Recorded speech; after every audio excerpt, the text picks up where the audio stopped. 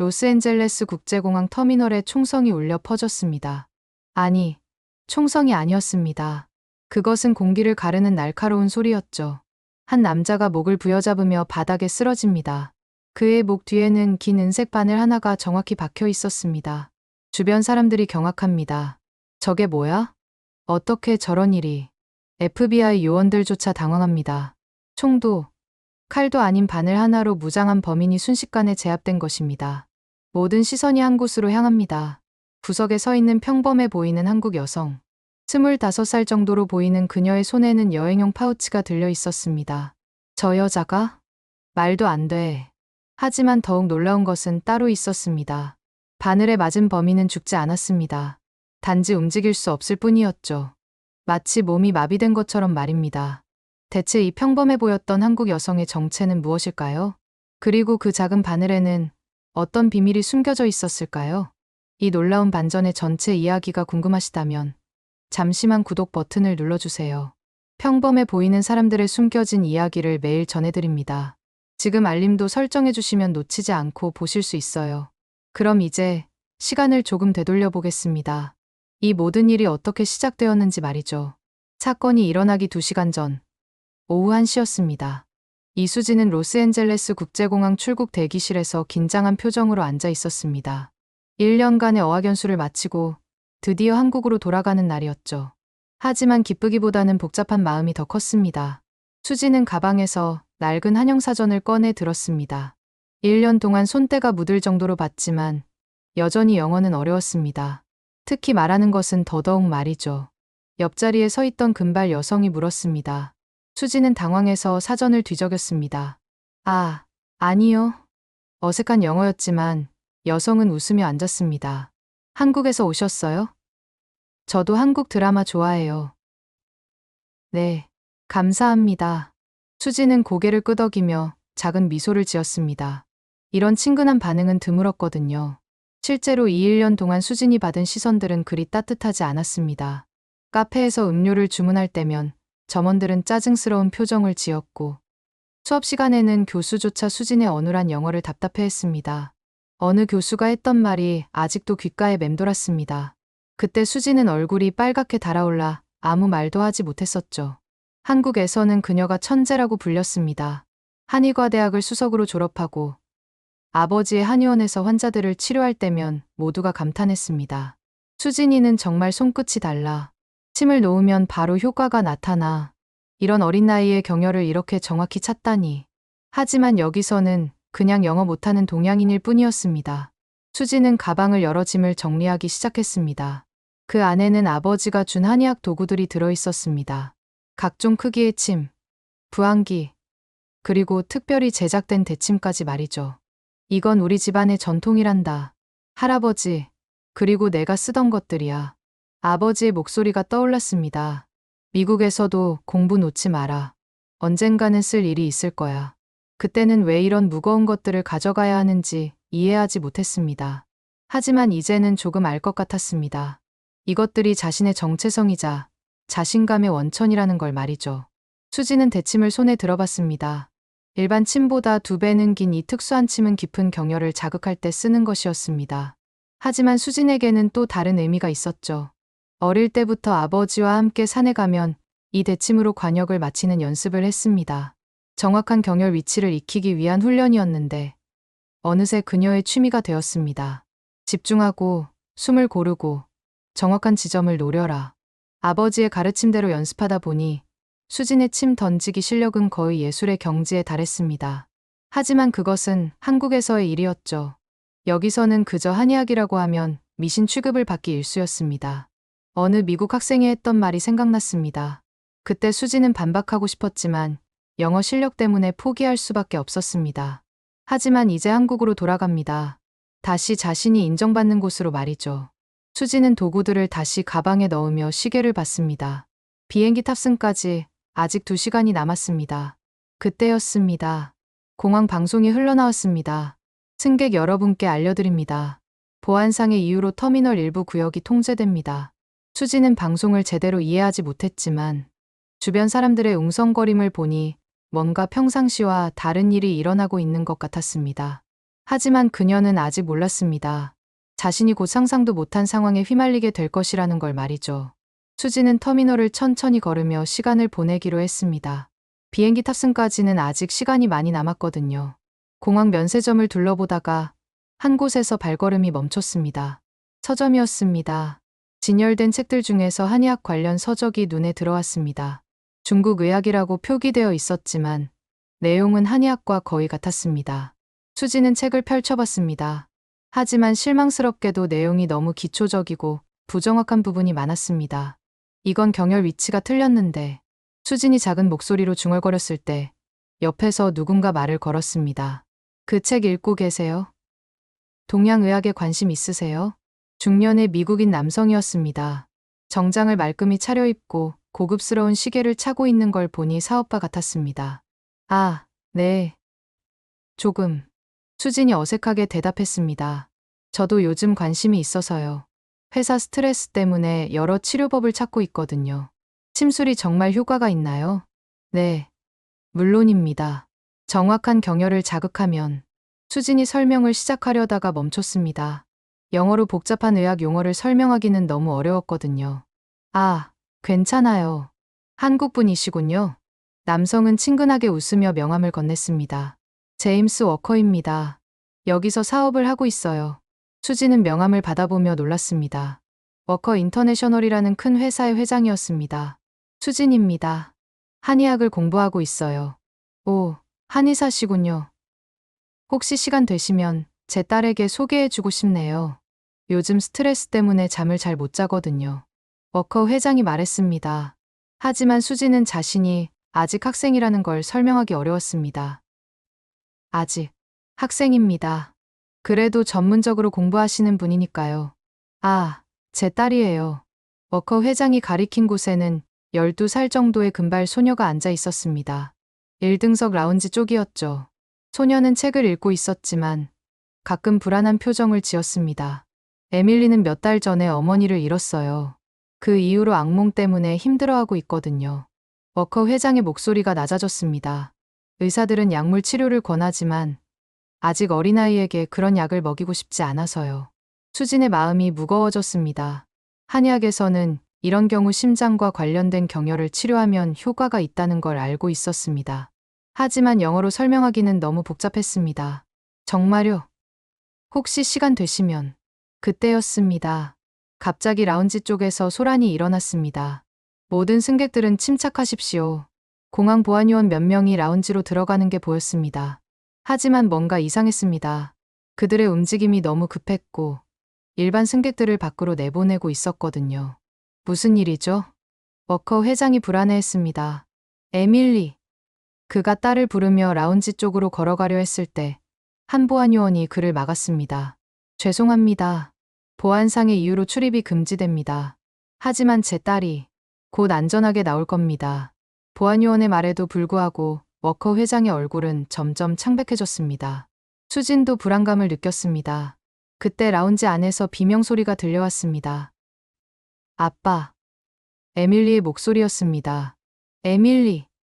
워커 회장이 달려가려 했지만 보안요원이 더욱 강력히 막았습니다. 제발 차분히 계십시오. 하지만 수지는 뭔가 잘못되었다는 걸 직감했습니다. 보안요원들의 행동이 너무 수상했거든요. 진짜 보안 문제라면 왜 다른 곳으로 대피시키지 않는 걸까요? 수지는 조용히 라운지 근처로 다가갔습니다. 영어를 잘 못한다는 건 때로는 장점이었습니다. 사람들이 그녀를 무시하고 경계하지 않았거든요. 기둥 뒤에 숨어서 라운지를 들여다보니 충격적인 광경이 펼쳐졌습니다. 보안요원 복장을 한 남자들이 에밀리를 붙잡고 있었습니다. 그리고 그중 한 명은 총을 들고 있었죠.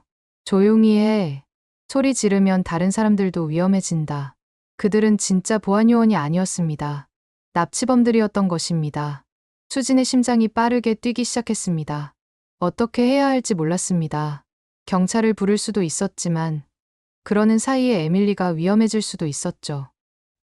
아빠, 도와줘. 에밀리의 작은 목소리가 들려왔습니다. 소녀의 얼굴에는 눈물이 흘러내리고 있었습니다.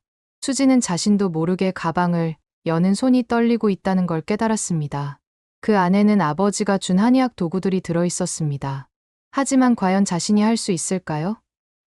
영어도 제대로 못하는 평범한 학생인 자신이 말이죠.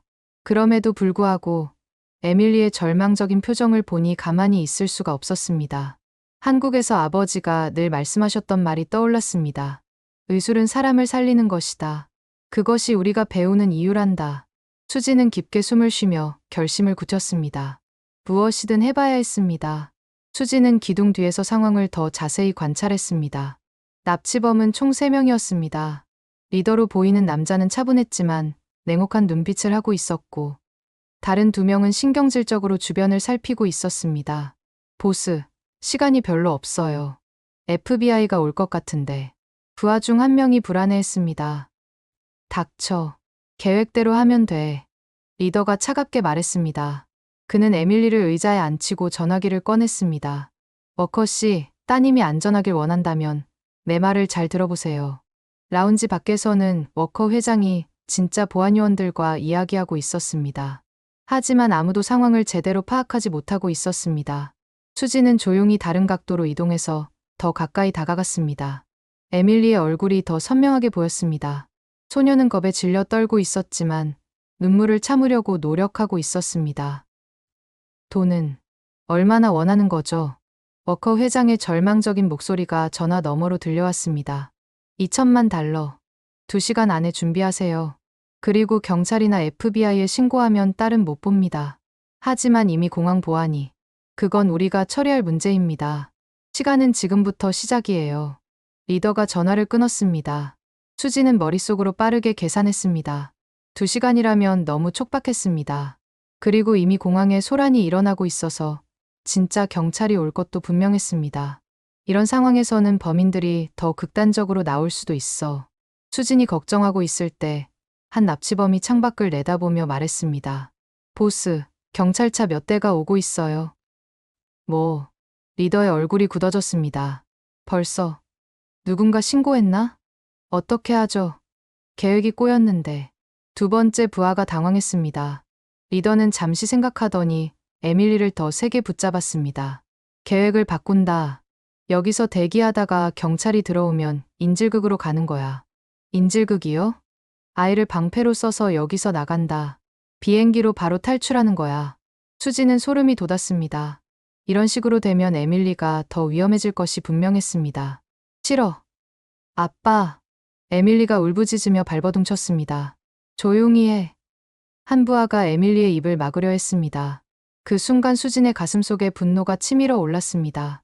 한국에서 아버지의 한의원에 오는 아이들의 모습이 떠올랐습니다. 아프고 무서워하는 아이들을 보면 아버지는 늘 더 부드럽게, 더 세심하게 치료해 주셨습니다. 아이들은 어른들이 보호해야 할 존재란다. 그것이 우리의 의무야. 아버지의 목소리가 귓가에 들렸습니다. 수지는 더 이상 망설일 수 없었습니다. 조용히 가방에서 휴대전화를 꺼냈습니다. 하지만 미국 경찰에 신고하려면 영어로 상황을 설명해야 했습니다. 수진이 중얼거리며 영어 문장을 준비하고 있을 때 갑자기 진짜 경찰들이 터미널로 들어오는 소리가 들렸습니다. 이런. 리더가 창문 너머를 보며 욕설을 내뱉었습니다. 경찰이 벌써 여기까지 왔어. 누군가 신고한 게 틀림없어. 어떻게 하죠, 보스? 바로 실행한다. 아이를 데리고 나가자. 리더가 총을 꺼내 들었습니다. 다른 부하들도 무기를 준비했습니다. 수지는 심장이 터질 것 같았습니다. 이대로 두면 에밀리가 정말 위험해질 것 같았습니다. 그때 휴대전화가 연결되었습니다. 수진이 어눌한 영어로 상황을 설명하려 했지만 너무 급해서 제대로 전달되지 않았습니다. 전화 너머 상담원이 한국어가 가능한 통역을 연결해주겠다고 했지만 시간이 너무 오래 걸릴 것 같았습니다. 그 사이 납치범들은 에밀리를 일으켜 세웠습니다. 움직여. 조용히 따라와. 싫어요. 아빠, 도와줘요. 에밀리가 절규했습니다. 수지는 전화를 끊고 다시 가방을 열었습니다. 떨리는 손으로 한의학 도구들을 만져봤습니다. 특히 대침이 손에 잡혔습니다. 할아버지, 아버지, 제게 용기를 주세요. 수진이 마음속으로 기도했습니다. 그때 납치범들이 에밀리를 데리고 라운지 밖으로 나오기 시작했습니다. 리더는 에밀리를 앞에 세우고 총을 그녀의 머리에 대고 있었습니다. 모두 비켜. 이 아이를 다치게 하고 싶지 않으면 길을 열어. 터미널에 있던 사람들이 공포에 질려 소리를 질렀습니다. 워커 회장은 얼굴이 새하얗게 질린 채 딸을 바라봤습니다. 에밀리. 아빠. 에밀리의 눈에는 절망이 가득했습니다. 수지는 기둥 뒤에서 이 모든 걸 지켜보고 있었습니다. 손에는 대침이 쥐어져 있었고 마음속에는 결심이 굳어지고 있었습니다. 하지만 과연 자신이 할 수 있을까요? 실수라도 한다면 에밀리가 더 위험해질 텐데. 그럼에도 불구하고 수지는 알고 있었습니다. 이대로 두고 볼 수는 없다는 것을. 누군가는 행동해야 한다는 것을. 아버지가 가르쳐준 경열 지식과 어릴 때부터 연습해온 정확한 투척술이 이럴 때 쓰이는 건지도 모르겠습니다. 수지는 깊게 숨을 쉬며 대침을 꽉 잡았습니다. 이제 정말로 결정해야 할 때였습니다. 수지는 대침을 손에 쥔 채 깊게 숨을 들이마셨습니다. 아버지가 어릴 때 가르쳐준 호흡법이었습니다. 마음을 비우고 목표에만 집중해라. 그러면 길이 보인다. 아버지의 목소리가 마음속에서 들렸습니다. 하지만 현실은 너무나 무서웠습니다. 납치범들은 무기를 들고 있었고 에밀리는 그들의 방패 역할을 하고 있었습니다. 한 번의 실수라도 한다면 돌이킬 수 없는 일이 벌어질지도 모릅니다. 모두 뒤로 물러나. 리더가 소리쳤습니다. 그는 에밀리를 더욱 단단히 붙잡았습니다. 우리는 이 아이와 함께 비행기에 탈 거야. 누구든 방해하면 이 아이가 다칠 거라는 걸 알아도. 터미널에 있던 승객들이 공포에 질려 뒤로 물러났습니다. 경찰들도 거리를 두고 있었습니다. 인질이 있는 상황에서는 함부로 접근할 수 없었거든요. 워커 회장이 절규했습니다. 제발 딸에게는 손대지 마세요. 원하는 건 뭐든 줄게요. 닥쳐. 이미 늦었어. 우리 계획이 틀어졌으니까 이제 다른 방법을 써야 해. 리더의 목소리는 점점 더 차가워졌습니다. 수지는 납치범들의 위치를 다시 한번 확인했습니다. 리더는 에밀리 바로 뒤에 서 있었고 나머지 2명은 양쪽에서 주변을 경계하고 있었습니다. 목 뒤쪽. 풍지열. 수진이 마음속으로 중얼거렸습니다. 목 뒤쪽에 있는 경열 중 하나였습니다. 그곳을 정확히 자극하면 순간적으로 의식을 잃거나 몸의 균형을 잃게 됩니다. 어릴 때 아버지와 함께 산에서 연습할 때 나무에 그려진 인체 그림의 경열을 맞히는 게임을 했었습니다. 처음에는 전혀 맞히지 못했지만 수백 번, 수천 번 연습한 끝에 눈을 감고도 맞출 수 있게 되었습니다.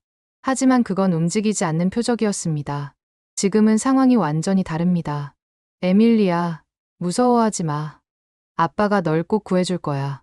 워커 회장이 딸을 향해 말했습니다. 하지만 그의 목소리도 떨리고 있었습니다.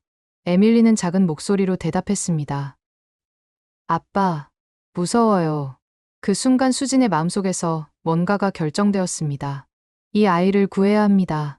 자신이 할 수 있는 유일한 사람일지도 모릅니다. 수진은 조용히 더 좋은 각도를 찾아 이동했습니다. 기둥과 기둥 사이를 이용해서 납치범들에게 들키지 않게 움직였습니다. 다행히 모든 시선이 납치범들에게 집중되어 있어서 수진의 움직임을 눈치채는 사람은 없었습니다. 더 가까이 다가갈수록 리더의 모습이 더 선명하게 보였습니다. 목 뒤쪽 풍지열의 위치도 정확히 파악할 수 있었습니다. 거리는 약 10m. 수진이 계산했습니다. 충분히 도달 가능한 거리였습니다. 하지만 에밀리가 바로 앞에 있다는 게 문제였습니다. 조금이라도 빗나가면 아이가 다칠 수도 있었습니다. 집중해, 집중해. 수진은 아버지가 가르쳐준 명상법을 사용했습니다. 주변의 소음들이 점차 사라지고 오직 목표물만이 보였습니다. 그때 한부하가 불안해하며 말했습니다. 보스, 경찰들이 점점 더 가까이 오고 있어요. 이러다가 포위당하는 거 아니에요. 걱정하지 마. 인질이 있으니까 함부로 못 건드릴 거야.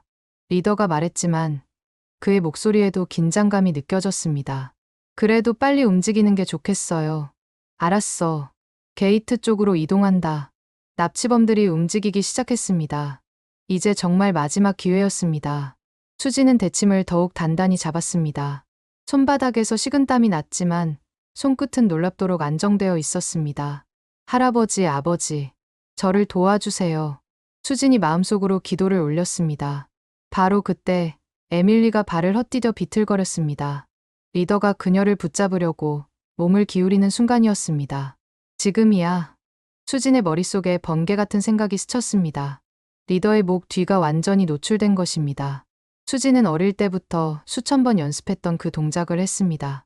깊게 숨을 들이마시고 팔을 뒤로 젖힌 다음 모든 힘을 집중해서 대침을 던졌습니다. 은색 침이 공기를 가르며 정확히 목표 지점을 향해 날아갔습니다. 시간이 멈춘 것 같았습니다. 수진의 눈에는 오직 그 침의 궤적만 보였습니다.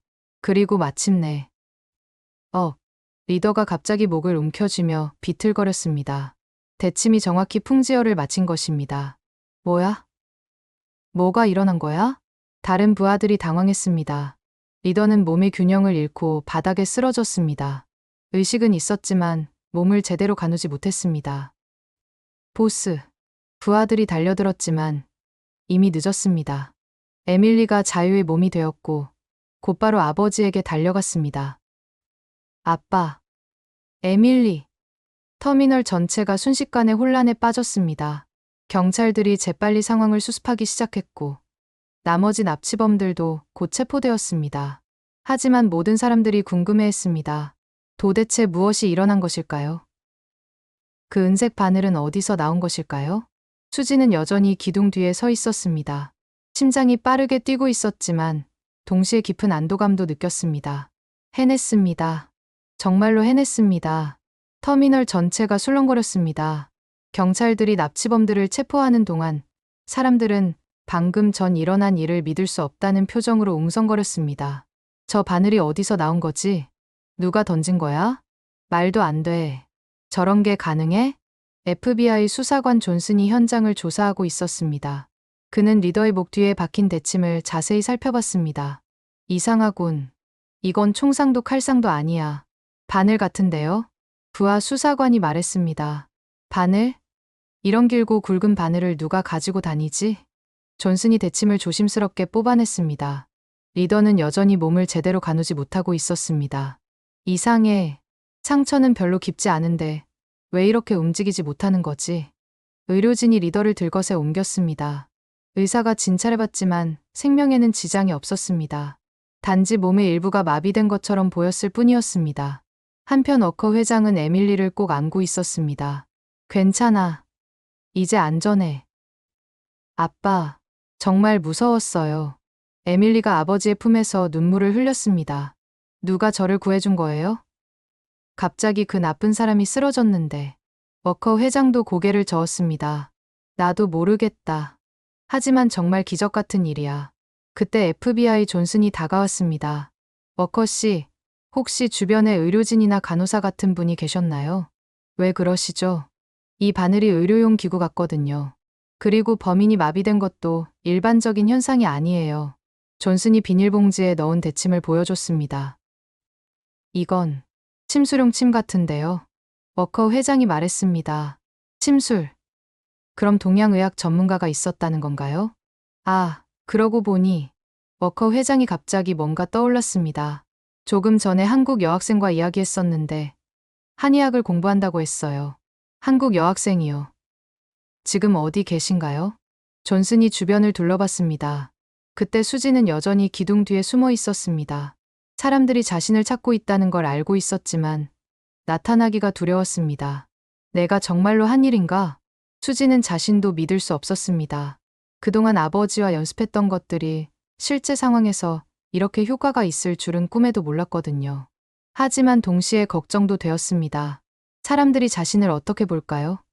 무서워하지 않을까요? 저기, 경찰관님. 한 승객이 FBI 요원에게 달려왔습니다. 바늘 던진 사람 봤어요. 정말요? 누구죠? 젊은 동양 여성이었어요. 저쪽 기둥 근처에 있었는데 존슨이 그 방향을 봤지만 수지는 이미 다른 곳으로 이동한 후였습니다. 지금은 안 보이네요. 하지만 분명히 그 근처에 있었어요. 알겠습니다. 찾아보겠어요. 존슨이 부하들에게 지시했습니다. 터미널 전체를 수색해 동양계 여성을 찾아. 수지는 점점 더 불안해졌습니다. 이런 식으로 주목받는 것은 원하지 않았습니다. 그냥 조용히 한국으로 돌아가고 싶었을 뿐이었거든요. 하지만 에밀리의 목소리가 들려왔습니다. 아빠, 저를 구해준 분을 꼭 찾아서 감사 인사를 드리고 싶어요. 그럴 거야. 우리 은인이잖아. 워커 회장의 목소리에는 진심 어린 감사가 담겨 있었습니다. 수지는 마음이 복잡했습니다. 한편으로는 에밀리가 안전해져서 기뻤지만 다른 한편으로는 이 모든 관심이 부담스러웠습니다. 그때 터미널 방송이 나왔습니다. 승객 여러분께 알려드립니다. 방금 전 사건의 목격자나 관련자는 정보 데스크로 와주시기 바랍니다. 수지는 더욱 움츠러들었습니다. 어떻게 하지? 그런데 갑자기 누군가가 수진의 어깨를 툭 쳤습니다. 실례합니다. 뒤돌아보니 공항 직원이었습니다. 혹시 한국에서 오신 분이신가요? 수지는 당황해서 고개만 끄덕였습니다. FBI에서 찾고 계세요. 잠시만 같이 가주실 수 있나요? 수지는 어쩔 수 없이 따라갔습니다. 다리가 후들후들 떨렸습니다. 존슨이 수진을 보자 눈이 반짝였습니다. 혹시 조금 전에 특이한 일을 보신 적 있나요? 수지는 아무 말도 할 수 없었습니다. 침수를 배우신다고 들었는데 혹시 이 침이 무엇인지 아시나요? 존슨이 대침을 보여줬습니다. 수진의 심장이 빠르게 뛰었습니다. 그것은 분명히 자신이 던진 침이었습니다. 이건 대침이에요. 수진이 작은 목소리로 말했습니다. 대침이라고요? 어떤 용도로 쓰는 건가요? 깊은 경혈을 자극할 때 써요. 그럼 이것으로 사람을 마비시킬 수도 있나요? 존슨의 질문에 수지는 더욱 당황했습니다. 정확한 혈점을 누르면 일시적으로 몸이 마비될 수도. 정말요? 그때 워커 회장이 다가왔습니다. 혹시 이분이? 존슨이 워커 회장에게 눈짓했습니다. 에밀리가 수진을 보더니 갑자기 말했습니다. 이 언니 봤어요. 저쪽에서 저를 보고 계셨어요. 모든 시선이 수진에게 집중되었습니다. 수진은 더 이상 숨길 수 없다는 것을 깨달았습니다. 떨리는 목소리로 말했습니다. 제가 던졌어요. 제가 던졌어요. 수진의 고백에 주변이 순간 조용해졌습니다. 모든 사람들이 믿을 수 없다는 표정으로 그녀를 바라봤습니다. 정말요? 존슨이 놀라며 물었습니다. 이 작은 책으로 저렇게 정확하게? 다른 FBI 요원이 중얼거렸습니다. 수지는 고개를 끄덕였습니다. 더 이상 숨길 수 없었습니다. 어떻게 그런 일이 가능한가요? 워커 회장이 궁금해했습니다. 수지는 떨리는 목소리로 설명하기 시작했습니다. 저는 한의사 집안에서 태어났어요. 할아버지도 아버지도 한의사예요. 한의사요? 네. 어릴 때부터 경혈 위치를 외우고 침수를 배웠어요. 수진이 가방에서 한의학 도구들을 꺼냈습니다. 각종 크기의 침들과 부항기들이 나왔습니다. 와, 사람들이 감탄했습니다. 그런데 침을 던질 수 있다는 건 존슨이 의아해했습니다. 아버지가 정확한 경혈 자리를 익히라고 하셔서 어릴 때부터 관역에 침을 던지는 연습을 했어요. 관역이요? 네. 산에 가면 나무에 인체 그림을 그리고 경혈 위치를 정확히 맞히는 연습을 했어요. 수진의 설명을 들은 사람들은 더욱 놀라워했습니다. 그런데 사람을 마비시킬 수 있다는 게 워커 회장이 여전히 믿기 어렵다는 표정이었습니다. 풍지혈이라는 경혈이 있어요. 목 뒤쪽에 있는데 거기를 정확히 자극하면 일시적으로 몸의 균형을 잃게 돼요. 수진이 자신의 목 뒤를 가리키며 설명했습니다. 신기하군. FBI 의료진이 관심을 보였습니다. 실제로 그 범인도 생명에는 지장이 없지만 몸을 가누지 못하고 있거든요. 얼마나 오래 지속되나요? 존슨이 물었습니다. 보통 2~3시간이면 회복돼요. 영구적인 손상은 없어요. 수진의 대답에 모든 사람들이 감탄했습니다. 놀랍네요. 서양의학으로는 설명하기 어려운 현상이에요. 의료진이 말했습니다. 그때 에밀리가 수진에게 다가왔습니다.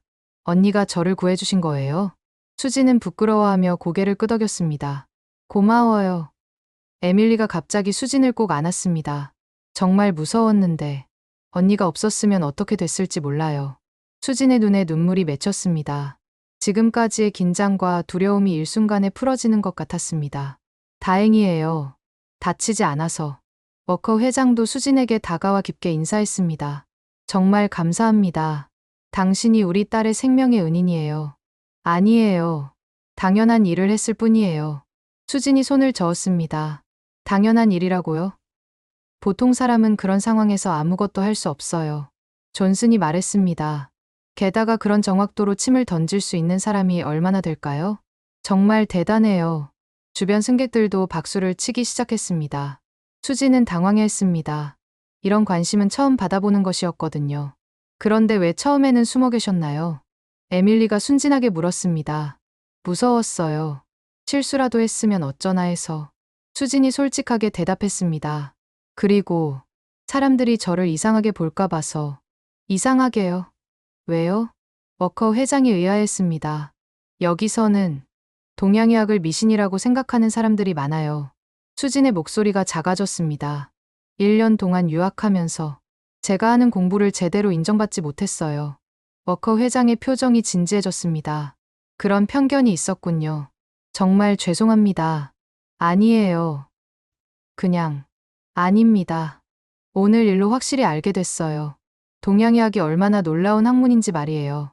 그때 존슨이 끼어들었습니다. 혹시 다른 기술도 있으신가요? 오늘 보여주신 것 말고요. 수지는 잠시 망설였습니다. 그리고 작은 목소리로 말했습니다. 사실 저는 한의학에서 천재라는 소리를 들었어요. 천재요? 네. 한의과대학을 수석으로 졸업했고 아버지 한의원에서 환자들을 치료할 때도. 수진이 말하다가 멈췄습니다. 너무 자랑하는 것 같아서였죠. 계속 말씀해보세요. 워커 회장이 격려했습니다. 보통 몇 번 치료해야 나아지는 질병을 한 번에 치료하기도 했어요. 경혈을 정확히 찾는 능력이 남달랐거든요. 정말요? 에밀리가 눈을 반짝였습니다. 그럼 언니가 정말 대단한 의사 선생님이구나. 아직 학생이에요. 그래도 이미 충분히 훌륭한 의사예요. 워커 회장이 단호하게 말했습니다. 오늘 당신이 보여준 실력은 누구도 흉내낼 수 없는 거예요. 주변 사람들이 다시 박수를 쳤습니다. 수지는 처음으로 자신이 자랑스럽다는 생각을 했습니다. 지금까지는 늘 부끄럽고 숨기고 싶었는데 이제는 달랐습니다. 감사해요. 정말 감사해요. 수진이 눈물을 글썽이며 말했습니다. 1년 동안 정말 힘들었거든요. 워커 회장이 수진의 어깨를 가볍게 두드렸습니다. 이제는 당당하세요. 당신은 정말 특별한 사람이에요. 맞아요. 언니는 영웅이에요. 에밀리가 환하게 웃으며 말했습니다. 수진도 드디어 활짝 웃었습니다. 1년 만에 처음으로 진정한 미소를 지은 것이었습니다. 하지만 이것이 끝이 아니었습니다. 아직 밝혀지지 않은 더 큰 비밀이 남아 있었거든요. 사건이 정리되고 터미널이 다시 평온을 되찾았을 무렵, 워커 회장이 수진에게 제안했습니다. 혹시 시간이 되신다면 에밀리를 한번 봐주실 수 있을까요? 네. 수진이 당황했습니다. 아까 말씀드렸듯이 에밀리가 몇 달 전부터 악몽 때문에 잠을 못 자고 있어요. 서양 의사들은 약물 치료만 권하는데 워커 회장의 얼굴에 걱정이 가득했습니다. 한의학으로 도움이 될까요? 수진은 잠시 생각해봤습니다. 어머니를 잃은 충격으로 인한 불면증이라면 충분히 한의학적 치료가 가능했습니다. 한번 봐드릴게요. 수진이 에밀리에게 다가갔습니다. 에밀리, 언니가 잠깐 봐도 될까? 네. 에밀리가 밝게 대답했습니다. 수진은 에밀리의 손목을 잡고 맥박을 살펴봤습니다. 그리고 눈동자와 혀의 색깔도 확인했습니다. 수진의 표정이 진지해졌습니다. 어떤가요? 워커 회장이 불안하게 물었습니다. 심장과 관련된 경혈에 문제가 있어요. 정신적 충격으로 인해 심기가 불안정해진 거예요. 심기요? 네. 한의학에서는 마음과 몸이 연결되어 있다고 봐요. 마음의 상처가 몸에도 영향을 주는 거죠. 수진의 설명을 들은 주변 사람들이 신기해했습니다. 치료가 가능한가요? 물론이에요. 하지만 수진이 망설였습니다. 뭔가 문제라도 있나요? 아니에요. 다만 정확한 치료를 위해서는 좀 더 특별한 침이 필요해요. 수진이 가방에서 금침을 꺼냈습니다. 다른 침들보다 더 가늘고 황금색이 나는 특별한 침이었습니다. 우와, 저건 뭐예요? 에밀리가 신기해했습니다. 이건 금침이에요. 우리 집안에 대대로 전해져 내려오는 거예요. 금으로 만든 침이요? 워커 회장이 놀랐습니다. 네, 금은 인체에 해롭지 않고 전도성이 좋아서 더 정확한 치료가 가능해요. 수진이 금침을 들어 보이자 주변 사람들이 감탄했습니다. 이런 건 박물관에서나 볼 줄 알았는데. FBI 존슨이 중얼거렸습니다. 이건 정말 귀한 건가요? 네. 아버지가 제게 물려주신 갑오예요. 수진이 금침을 소중히 쓰다듬었습니다. 할아버지 때부터 수십 년간 써온 거라서 정말 특별한 환자에게만 써요.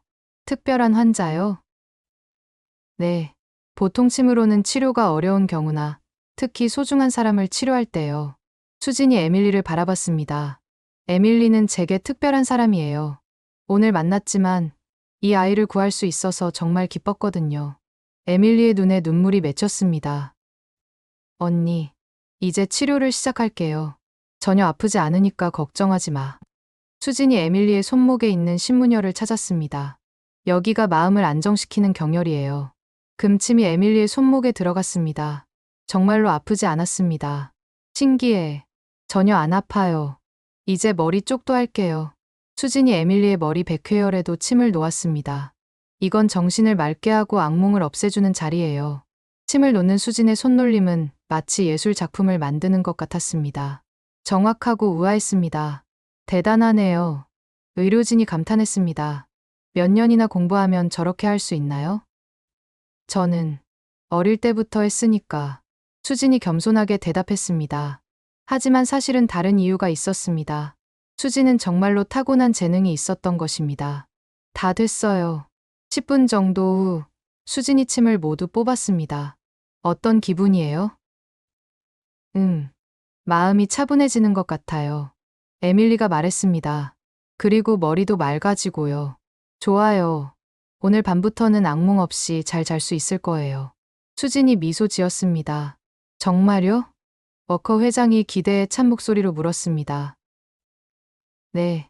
하지만 완전히 치료되려면 몇 번 더 받는 게 좋아요. 그럼 우리 집에 와서 계속 치료해 주실 수 있나요? 워커 회장의 제안에 수진은 당황했습니다. 저는 내일 한국으로 가야 해서. 그럼 한국에 가기 전까지라도요. 하지만 제발요. 에밀리를 위해서요. 워커 회장이 간청했습니다. 수진은 에밀리의 얼굴을 봤습니다. 아이의 얼굴이 정말로 많이 편안해져 있었습니다. 알겠어요. 비행기 시간을 조금 늦춰보겠어요. 정말요? 고마워요. 에밀리가 수진을 꼭 안았습니다. 그때 존슨이 다가왔습니다. 혹시 경찰서에서도 자문을 구할 수 있을까요? 경찰서에서요? 네. 오늘 같은 응급 상황에서 동양의학 전문가가 있으면 정말 도움이 될 것 같아서요. 수진은 정말 놀랐습니다. 한국에서도 이런 대우를 받아본 적이 없었는데 여기서 이렇게 인정받고 있다니 믿기지 않았습니다. 저 정말 도움이 될까요? 물론이죠. 오늘 당신이 보여준 실력은 누구도 할 수 없는 거예요. 그때 터미널 곳곳에서 사람들이 다가왔습니다. 혹시 저도 한번 봐주실 수 있나요? 저는 허리가 아픈데 불면증이 심해서요. 순식간에 수진 주변에 사람들이 몰렸습니다. 수진은 어리둥절했습니다. 이런 일은 처음이었거든요. 여러분, 잠시만요. 워커 회장이 사람들을 막았습니다. 지금은 우리 딸을 치료해주고 계시니까 나중에 기회가 되면. 하지만 수진은 달랐습니다. 괜찮아요. 한 분씩 봐드릴게요. 정말요? 네. 이런 기회가 또 언제 있겠어요. 수진의 얼굴에 자신감이 넘쳤습니다. 이제는 자신의 능력을 숨기고 싶지 않았습니다. 진정한 한의학의 힘을 보여주고 싶었습니다. 1시간이 지났습니다. 수진은 줄을 서서 기다리는 사람들을 하나씩 치료해주고 있었습니다. 허리 통증을 호소하던 중년 남성은 침 몇 번으로 몸을 펴게 되었고 두통에 시달리던 여성은 이마의 인당열 자극만으로도 즉시 편해졌습니다. 이렇게 빨리 나을 줄 몰랐어요. 정말 신기해요. 약도 안 먹었는데. 이게 진짜 동양의학의 힘인가요? 사람들의 감탄사가 터미널에 울려 퍼졌습니다. 수지는 이 모든 상황이 꿈만 같았습니다. 1년 전 처음 미국에 왔을 때는 누구도 자신을 알아봐 주지 않았는데 지금은 이렇게 많은 사람들이 자신을 찾고 있었습니다. 다음 분 오세요. 수진이 말하자 조금 전까지 수진을 찾던 FBI 존슨이 다가왔습니다. 사실 저도 오래된 어깨 부상이 있거든요. 어깨요? 네. 몇 년 전 사건 중에 다친 건데 계속 아팠어요. 수진이 존슨의 어깨를 살펴보니 견정혈 부근에 기혈순환 장애가 있었습니다. 여기 뭉친 게 있네요. 침으로 풀어드릴게요. 금침이 정확한 지점을 찾아 들어갔습니다. 뭔가 따뜻해지는 느낌이, 혈액순환이 좋아지고 있는 거예요. 잠시 후 존슨이 어깨를 돌려봤습니다. 와, 정말 신기하네요. 몇 년간 아팠는데 앞으로는 괜찮을 거예요. 존슨이 수진을 진심으로 존경하는 눈빛으로 바라봤습니다. 정말 대단한 분이시네요. 범죄자도 제압하고 사람도 치료하고 그때 워커 회장이 다가왔습니다. 수진 씨, 정말 감사해요. 에밀리가 벌써 많이 좋아졌어요. 다행이에요. 그런데 한 가지 더 부탁이 있어요. 워커 회장의 표정이 진지해졌습니다. 저희 회사에서 동양의학 연구소를 만들려고 하는데 혹시 참여해 주실 수 있을까요? 연구소요? 수진이 놀랐습니다. 네. 오늘 보니까 동양의학과 서양의학을 결합하면 엄청난 시너지가 날 것 같아서요. 하지만 저는 아직 학생이고, 그래도 당신 실력이면 충분해요. 게다가 우리가 전폭적으로 지원할 거예요. 워커 회장의 제안을 들은 주변 사람들도 모두 찬성했습니다. 좋은 기회인 것 같은데요. 당신 같은 분이 여기 있으면 많은 사람들이 도움받을 수 있어요. 하지만 수지는 망설였습니다. 감사하지만 저는 한국으로 돌아가야 해요. 한국으로요? 왜요? 에밀리가 아쉬워했습니다. 수지는 잠시 생각에 잠겼습니다. 그리고 조용히 말했습니다. 사실 제가 미국에 온 이유가 따로 있어요. 어떤 이유요? 아버지가 아프세요. 모든 사람들이 조용해졌습니다. 중풍으로 쓰러지셨는데 제가 치료해드려야 해요. 수진의 목소리가 떨렸습니다. 그래서 미국에서 최신 치료법을 공부하러 온 거였어요. 그랬군요. 워커 회장이 이해한다는 표정을 지었습니다. 그럼 더욱 한국에 가셔야겠네요. 네. 하지만 여기서 이렇게 인정받아서 정말 기뻐요. 수진이 진심으로 말했습니다. 1년 동안 정말 힘들었거든요. 누구도 제 공부를 인정해주지 않아서. 이제는 달라질 거예요. 존슨이 말했습니다. 오늘 일이 뉴스에 나가면 온 세상이 당신을 알게 될 거예요. 뉴스요? 물론이죠. 침 하나로 무장 강도를 제압한 한국 여학생. 이만한 특종이 어디 있어요? 수지는 부끄러워했습니다. 너무 과분해요. 과분하지 않아요. 당신은 진짜 영웅이에요. 에밀리가 말했습니다. 그리고 정말 훌륭한 의사이기도 하고요. 그때 터미널 방송이 나왔습니다. 한국행 항공편 승객 여러분, 탑승이 시작됩니다. 수진의 비행기 시간이 다가온 것입니다. 아, 벌써. 에밀리가 아쉬워했습니다. 언니, 한국 가서도 연락해요. 물론이야. 수진이 에밀리를 꼭 안았습니다. 너도 악몽 없이 잘 자고 건강하게 잘 지내. 워커 회장이 수진에게 명함을 건넸습니다. 혹시 나중에 마음이 바뀌면 언제든 연락하세요. 항상 환영할 거예요. 감사해요. 정말로요. 수진이 깊게 인사했습니다. 오늘 덕분에 제가 누구인지 다시 알게 됐어요. 존슨도 악수를 청했습니다. 당신은 정말 특별한 분이에요. 앞으로도 많은 사람들을 도와주세요. 네, 그럴게요. 수진이 가방을 메고 게이트로 향했습니다. 뒤에서 많은 사람들이 배웅해줬습니다. 안녕히 가세요. 한국에서도 화이팅! 아버님 빨리 나으시길. 수진은 뒤돌아보며 손을 흔들었습니다. 눈에는 눈물이 맺혀 있었지만 그 얼굴은 환했습니다. 비행기에 오르면서 수진은 생각했습니다. 1년 전에는 자신감 없는 학생이었지만 이제는 달랐습니다. 자신이 누구인지 무엇을 할 수 있는지 확실히 알게 되었습니다. 그리고 무엇보다 자신의 능력으로 사람을 구하고 치료할 수 있다는 것을 깨달았습니다. 아버지, 조금만 기다리세요. 딸이 곧 돌아갈게요. 수진이 창밖을 바라보며 마음속으로 말했습니다. 그리고 아버지를 꼭 낫게 해드릴게요. 비행기가 이륙했습니다. 수진을 태우고 한국으로 향하는 비행기는 하늘 높이 올라갔습니다. 지상에서는 에밀리가 여전히 손을 흔들고 있었습니다. 언니, 꼭 다시 만나요. 이것은 단순한 작별이 아니었습니다. 새로운 시작이었습니다. 평범해 보였던 한 사람이 자신의 진정한 가능성을 발견하고 세상을 향해 날아가는 순간이었습니다. 그리고 우리 모두에게 묻고 있었습니다. 당신 안에도 아직 발견하지 못한 놀라운 능력이 숨어 있지는 않을까요? 6개월 후, 서울. 이수진은 아버지의 한의원에서 환자를 진료하고 있었습니다. 하지만 예전과는 모든 것이 달랐습니다. 선생님, 미국에서 그런 일이 정말 있었던 건가요? 환자 중 한 명이 신기해하며 물었습니다. 뉴스에서 봤는데 침으로 강도를 제압했다면서요? 수지는 부끄럽게 웃었습니다. 그냥 운이 좋았을 뿐이에요. 하지만 환자들의 눈빛은 예전과 완전히 달랐습니다. 존경과 신뢰가 가득했죠. 미국에서의 사건이 국제 뉴스로 보도된 후 수지는 하루아침에 유명인이 되었습니다. 하지만 그녀에게는 더 중요한 일이 있었습니다. 아버지, 오늘 컨디션은 어떠세요? 수진이 침대에 누워있는 아버지에게 다가갔습니다. 많이 좋아졌다. 내가 돌아온 후로 매일 나아지고 있어. 아버지의 목소리는 여전히 약했지만 예전보다 훨씬 또렷했습니다. 손목 좀 봐도 될까요? 수진이 아버지의 맥을 짚어봤습니다.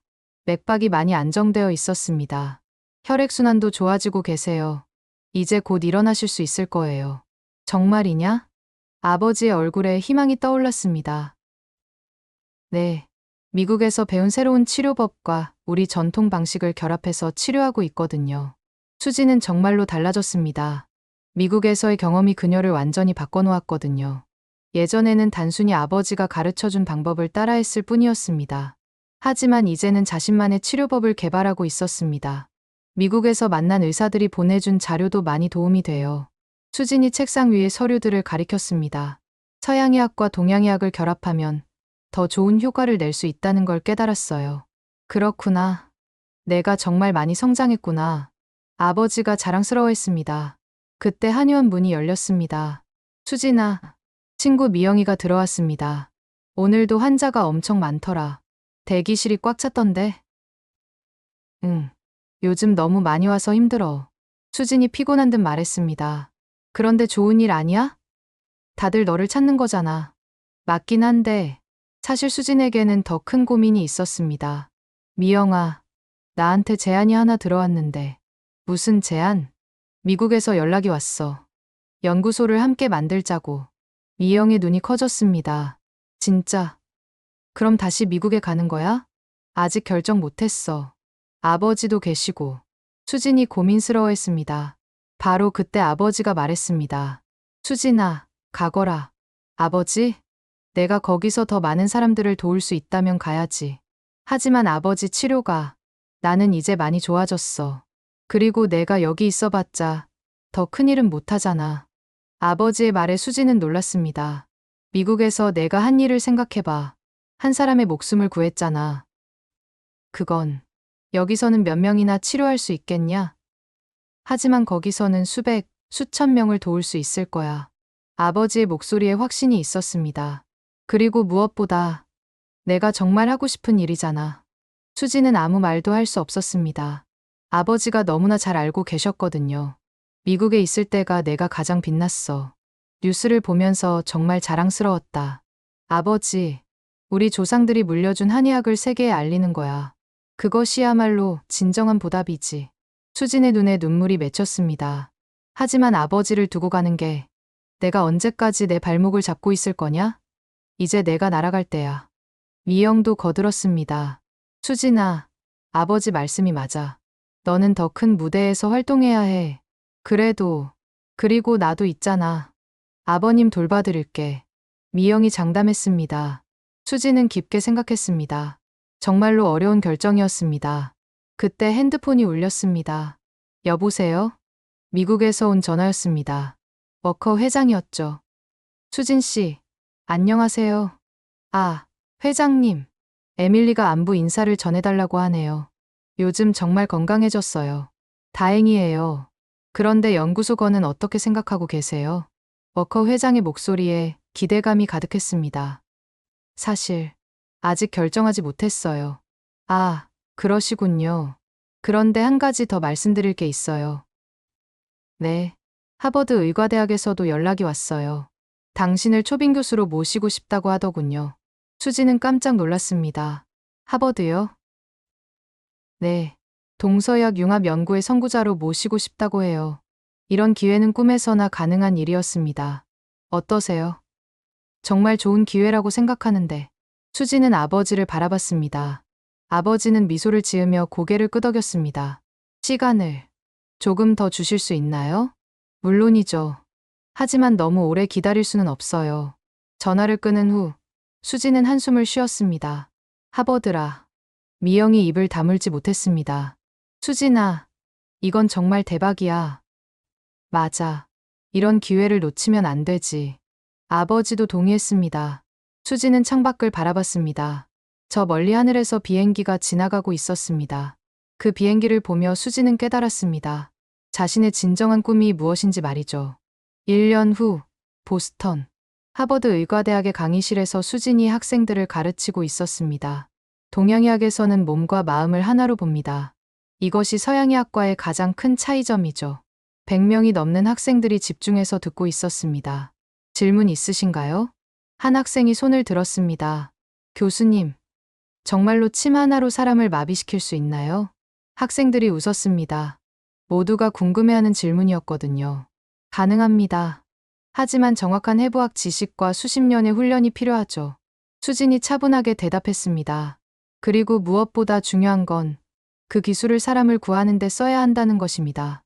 강의가 끝나고 수진은 자신의 연구실로 돌아왔습니다. 벽에는 여러 상장들이 걸려 있었습니다. 올해의 우수 교수상, 동서의학 융합 연구 공로상, 인도주의 의료 봉사상. 하지만 수진의 시선은 책상 위의 사진에 머물렀습니다. 에밀리와 함께 찍은 사진이었죠. 똑똑똑. 문을 두드리는 소리가 들렸습니다. 들어오세요. 문이 열리며 익숙한 얼굴이 나타났습니다. 수진. 에밀리였습니다. 이제 14살이 된 에밀리는 훨씬 키가 컸고 더욱 밝아 보였습니다. 에밀리. 언제 왔어? 방금 아빠와 함께 왔어요. 워커 회장도 뒤따라 들어왔습니다. 수진 교수님. 오랜만이에요. 회장님도 오랜만이에요. 에밀리가 꼭 보고 싶다고 해서 왔어요. 에밀리가 수진을 꼭 안았습니다. 언니 덕분에 정말 건강해졌어요. 악몽도 완전히 사라졌고요. 다행이야. 공부는 잘하고 있고? 네. 그런데 언니, 저도 의사가 되고 싶어요. 정말? 네. 언니처럼 사람들을 도와주고 싶어요. 수지는 뿌듯했습니다. 그런데 어떤 의사가 되고 싶은데? 동양의학을 배우고 싶어요. 언니가 가르쳐 주세요. 에밀리의 눈이 반짝였습니다. 하하. 아직 어린데 벌써? 아니에요. 저 진지해요. 워커 회장이 미소 지으며 말했습니다. 에밀리가 요즘 한국어도 배우고 있어요. 정말? 언니 안녕하세요. 에밀리가 서툰 한국어로 인사했습니다. 수지는 깜짝 놀랐습니다. 발음이 정말 좋은데. 언제 배웠어? 온라인으로 배웠어요. 언니 나라 말을 배우고 싶었거든요. 수진의 마음이 따뜻해졌습니다. 그런데 수진 교수님, 연구소는 어떻게 진행되고 있나요? 워커 회장이 물었습니다. 정말 잘 되고 있어요. 벌써 환자가 수백 명이나 와요. 대단하네요. 특히 서양의학으로 치료가 어려운 환자들이 많이 찾아와요. 수진이 자랑스럽게 말했습니다. 그리고 다음 달에는 한국에서 아버지가 오세요. 정말요? 네. 같이 연구하시겠다고 하시더라고요. 수진은 정말 행복했습니다. 아버지의 건강도 완전히 회복되었고, 이제 함께 일할 수 있게 되었거든요. 그리고 또 다른 좋은 소식이 있어요. 무엇인가요? 에밀리가 궁금해했습니다. 다음 주에 텔레비전 인터뷰가 있어요. 동양의학에 대해 알리는 프로그램이에요. 와, 언니가 텔레비전에 나와요. 응. 많은 사람들에게 한의학의 놀라운 힘을 보여주고 싶어. 워커 회장이 감탄했습니다. 정말 대단한 분이에요. 2년 전에 공항에서 만난 그 소심한 학생이 이렇게 될 줄 누가 알았겠어요? 수진이 웃었습니다. 저도 믿기지 않아요. 그때는 영어도 제대로 못했는데. 지금은 완전히 다른 사람 같아요. 맞아요. 언니는 진짜 슈퍼히어로 같아요. 에밀리가 흥미진진해했습니다. 그때 수진의 핸드폰이 울렸습니다. 여보세요? 딸아, 나야. 한국에서 아버지가 전화를 걸었습니다. 아버지, 어떻게 지내세요? 잘 있다. 그런데 오늘 뉴스 봤니? 무슨 뉴스요? 백악관에서 동양의학 연구에 예산을 지원한다고 발표했어. 수지는 깜짝 놀랐습니다. 정말요? 응. 내 덕분인 것 같더라. 기사에 내 이름도 나왔어. 수지는 믿을 수 없었습니다. 내가 정말 대단한 일을 하고 있구나. 아버지, 자랑스럽다. 딸아, 전화를 끊은 후 수지는 감격했습니다. 좋은 소식인가요? 워커 회장이 물었습니다. 네, 정부에서 동양의학 연구를 지원한다고 해요. 와, 정말 대단해요. 에밀리가 박수쳤습니다. 수지는 창밖을 바라봤습니다. 하버드 캠퍼스의 아름다운 풍경이 펼쳐져 있었습니다. 2년 전 공항에서 떨고 있던 자신을 생각하니 정말 많은 것이 변했습니다. 언니, 무슨 생각해요? 에밀리가 궁금해했습니다. 그냥 신기해서 내가 정말 여기까지 올 줄 몰랐거든. 저는 언니가 처음부터 특별한 사람인 걸 알았어요. 정말? 네. 그날 공항에서 저를 구해주는 모습을 보고 생각했어요. 이 언니는 천사다라고요. 수진의 눈에 눈물이 맺혔습니다. 고마워, 에밀리. 저야말로 언니한테 고마워요.